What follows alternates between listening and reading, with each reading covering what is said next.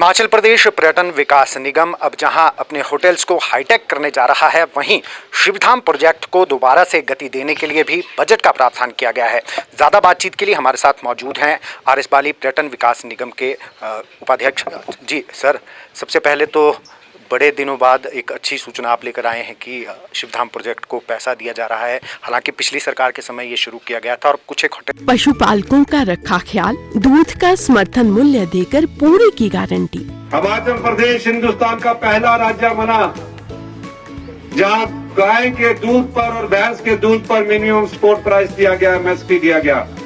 यानी कि गाय का दूध 1 लीटर 1 किलो 45 रुपए के हिसाब से खरीदा जाएगा और भैंस का दूध 55 रुपए के हिसाब से सरकार खरीदेगी। ऐसा क्यों? ऐसा इसलिए कि जो गांव में बैठा हुआ किसान है उसके हाथों में पैसा पहुंचे। हिमाचल सरकार की कथनी और करनी में नहीं है कोई भेद।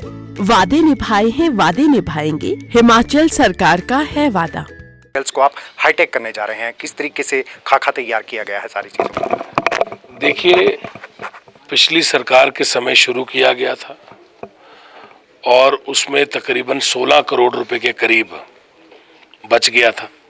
वो कहाँ है, पेपर कहाँ पे है? मैंने इसके बारे में भी बताया डिटेल में। 38 करोड़ रुपए का प्रोजेक्ट बनाया गया था, 16 करोड़ रुपए खर्चा गया था। पिछली सरकार में 16 करोड़ रुपया खर्चा गया था और 21 करोड़ रुपया बचा हुआ था। हमने 11 करोड़ 62 लाख रुपया इसमें और दिया है और 33 करोड़ 44 लाख रुपए का हमने टेंडर अपलोड करने जा रहे हैं। सबसे पहली चीज तो मेरा ये मानना है कि किसी ने भी काम शुरू किया हो, गवर्नमेंट हमेशा कंटिन्यूएशन में होती है। किसी का काम जो शुरू किया हुआ है उस काम को हमेशा पॉजिटिव नजरिए से देखना, क्योंकि ये प्रदेश के लोगों का काम है। ये कोई भी सरकार शुरू करे, एक अच्छा काम शुरू किया गया उसको आगे करना जरूरी है। ये शिवधाम परमात्मा का धाम है और इसमें लाखों लोग आएंगे। ये पहली जिम्मेवारी किसी भी सरकार की बनती है कि एक सकारात्मक सोच के साथ आगे बढ़े और एक काम, किसी शिव धाम को, एक सर्किट को बनाने की पहल पिछली सरकार ने की थी। 38 करोड़ रुपए 33 करोड़ का जो जितना भी उसमें पहले उस टाइम 38 करोड़ के करीब डाला था, टेंडर बनाया था, 16 करोड़ खर्चा था। बाकी जो पैसा था उसमें हमने और पैसा जोड़ा, तकरीबन 12 करोड़ रुपया, क्योंकि उसमें अब 33 करोड़ रुपए के करीब लगना है।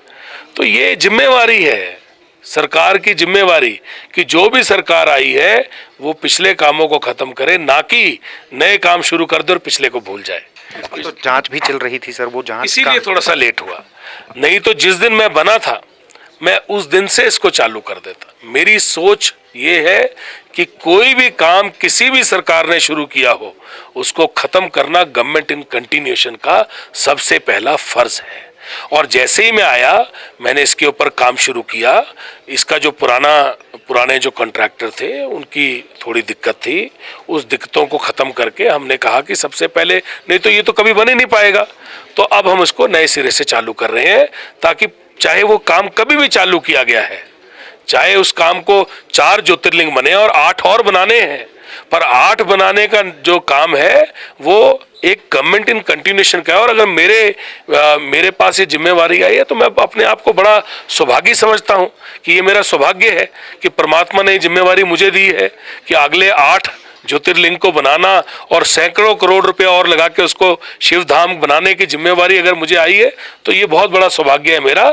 और जिस गवर्नमेंट ने भी इसको काम को किया, पिछली सरकार ने भी किया है, एक अच्छी सोच के साथ किया है, उस अच्छी सोच को आगे ले जाके उसको भव्य शिवधाम बनाना, ये जिम्मेवारी मुझे मिली है, मैं इसको बनाऊंगा। हेरिटेज होटल्स कौन कौन से हैं? और मैं एक चीज और बताना चाहता हूँ, हमारे यशस्वी मुख्यमंत्री ठाकुर सुखविंदर सिंह सुक्खू जी की सोच हमेशा सकारात्मक रही।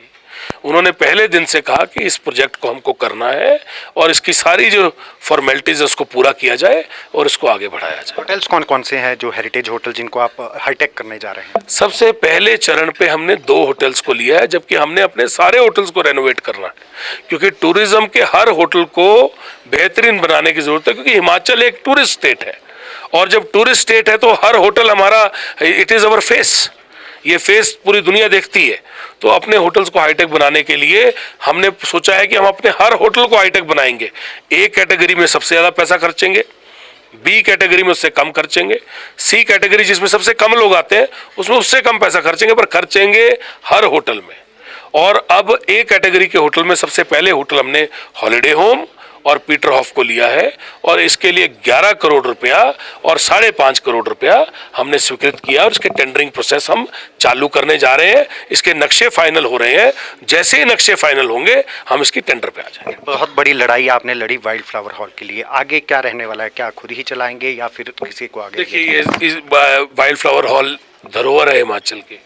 वाइल्ड फ्लावर हॉल हमारी हेरिटेज प्रॉपर्टी है और वाइल्ड फ्लावर हॉल के ऊपर क्या हम करेंगे ये कंसल्टेंट से भी पूछेंगे। ये डिसीजन जो है बहुत बड़ा है और अब हमको मिला है, इसके ऊपर बहुत बड़ी लड़ाई लड़ी गई है, बहुत सी सरकारें आई, बहुत सी सरकारें गई और ये लड़ाई बहुत से लीडरों ने, बहुत से अधिकारियों ने लड़ी है और अब जाके हमारी सरकार ने इसको एक निर्णायक जगह पे पहुंचाया है और आज वाइल्ड फ्लावर हॉल हमें पूरी तरह से मिलने जा रहा है। तो जैसे ही हमारी कस्टडी में आएगा हम आगे का सोचेंगे। कर्मचारी सबसे बड़ी रीढ़ होते हैं। एचआरटीसी ने अपने कर्मचारियों को 4% डीए दे दिया है, तो आप कब तक अपने निगम के कर्मचारियों को ये देने वाले हैं? देखिए, हमने इसके ऊपर ना बड़ी विस्तृत चर्चा की, मैंने और एमडी साहब ने। हमारा जो टूरिज़्म है वो सबसे ज़्यादा हिट हुआ है और आपदा के अंदर हमारी हालत टूरिज़्म की बहुत ख़राब रही, क्योंकि होटलों में जब कोई आया ही नहीं तो रहा ही नहीं कोई भी। एचआरटीसी, क्योंकि लोग स्टेट के सफ़र करते हैं इसलिए वो जैसे ही ऑफिस चालू हुए एचआरटीसी में लोगों ने सफ़र करना शुरू कर दिया, पर टूरिज़्म होटलों में बाहर से लोग आके रहते हैं इसलिए हमारे होटल चल नहीं पाए। एचआरटीसी तो जैसे ही आपदा, जिस टाइम 10 दिन हुए, 15 दिन हुए, 20 दिन हुए, लोगों ने अपने स्कूल जैसे ही चालू हुए लोगों ने जाना चालू किया, ऑफिस चालू हुए और लोगों ने जाना चालू किया, तो एचआरटीसी के पास तब भी फंडिंग लोगों से आई। हमारे होटल तो 5-6 महीने के लिए बिल्कुल नीचे आ गए। तो हम उसके ऊपर तब भी गंभीरता से सोच रहे हैं, क्योंकि जो हमारे जो कर्मचारी हैं वो हमारी रीढ़ की हड्डी हैं और कहीं ना कहीं हम उनको इज्जत देते हैं, मेरे दिल में उनके लिए इज्जत है, तो कुछ ना कुछ अच्छा सोच रहे हैं। अंतिम प्रश्न है मेरा, लोकसभा चुनाव मुहाने पे खड़े हैं, आपका नाम भी चल रहा है कांगड़ा से चुनाव लड़ने के लिए, तो क्या अगर आलाकमान कहेगा तो लड़ेंगे? देखिए, बड़ी सिंपल सी बात है, मेरे लोगों ने पिछली रैली जब हुई तो सारों ने खड़े होके, अभी रैली में खुद ही खड़े होके सबने मुख्यमंत्री महोदय से गुजारिश की कि अभी 1 साल हुआ विधायक बने हुए, अभी तो बहुत सारे सीनियर लोग इतने लंबे लंबे एक्सपीरियंस वाले बैठे हैं, बाकी जो पार्टी है वो सरप्रिय है, पर मेरे को लगता है कि लोगों की जो आवाज़ है वो सीएम साहब ने सुनी है, पार्टी ने सुनी है, आगे निर्णय लेंगे। बहुत बहुत धन्यवाद। तो ये थे हमारे साथ रघुवीर बाली जी, जिन्होंने साफ तौर पर कहा है कि लोगों ने जो सरकार से आवाज़ लगाई है कि अभी उन्हें विधायक बने ही केवल 1-1.5 साल का वक्त हुआ है और वो विधायक के नाते ही उनसे काम लेना चाहते हैं, इस पर ज़रूर जो है आलाकमान सोचेगा। हालांकि उन्होंने ये भी कहा है कि आलाकमान जो फैसला करेगा, अंतिम फैसला आलाकमान का होगा। दैनिक सवेरा टीवी के लिए शिमला से कैमरामैन DC भारद्वाज के साथ गजेंद्र शर्मा।